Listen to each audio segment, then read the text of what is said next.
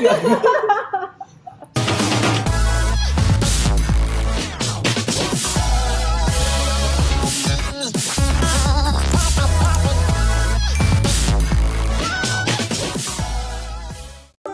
guys, what's up? It's me, jabieguimar. So for today's episode guys, magluluto tayo ng Maja Blanca, and together with me, thank you so much Mariel, Sonico for hosting this place right now. This is their house and I'm so happy kasi kumpleto yung ingredients namin ngayon guys. So ano ba yung mga ingredients natin for Maja Blanca? Cornstarch, sugar, evap, and corn, and coconut cream. Optional, kung gusto niyo ng mas sweeter, condensed milk. Ngayon ang gagawin natin, gawa natin tong butane.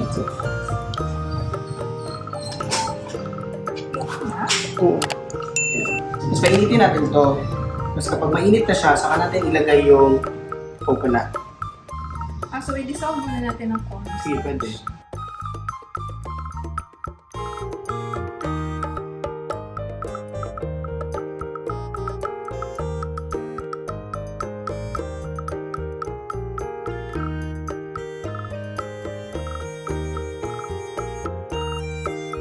So ngayon guys, since medyo mainit na siya, ilagay na natin yung coconut.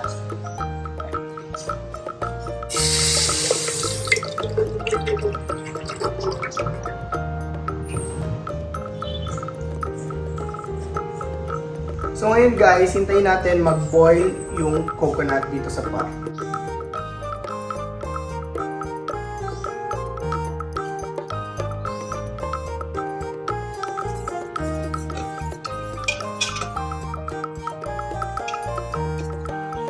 Yan, nag-boil na. So, lagay na natin next yung sugar.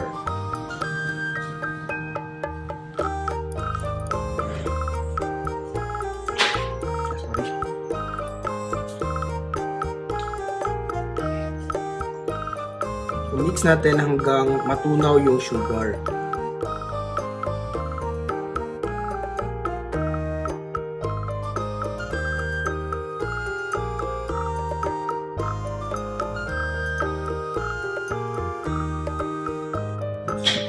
Then next is condense.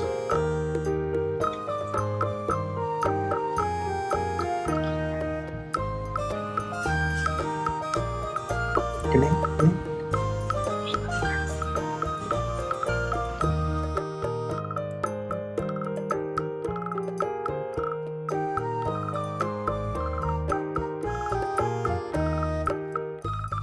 And then next is itong corn.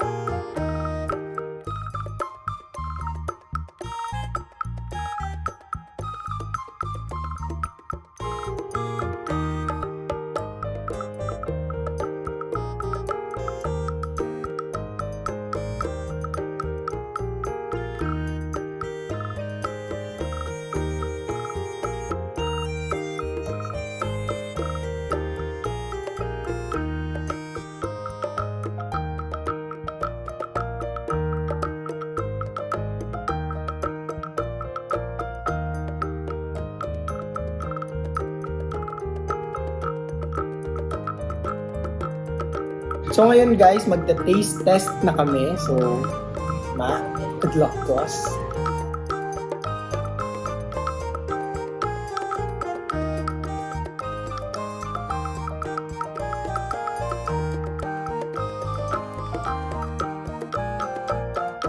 Yung totoo, Ma. Ito na. Fruit siya. Creamy. And guys, actually guys, hindi talaga namin to plinano. Hindi to plinano guys. Sadyang kompleto lang talaga yung ingredients ni Mariel. So, thank you so much, Ma. Ang sarap. Mustard cream. Ito. Ano siya ba? Marunong ka na. Guys, tapos na kami sa taste test. Masarap naman daw, sabi ni Mariel. And, yun na, outro na guys. So, that's it for my vlog today guys. Thank you so much for watching. And don't forget to like and subscribe para good job ka. Again, thank you so much Mariel for having me here today. And so see you again on my next vlog. Bye!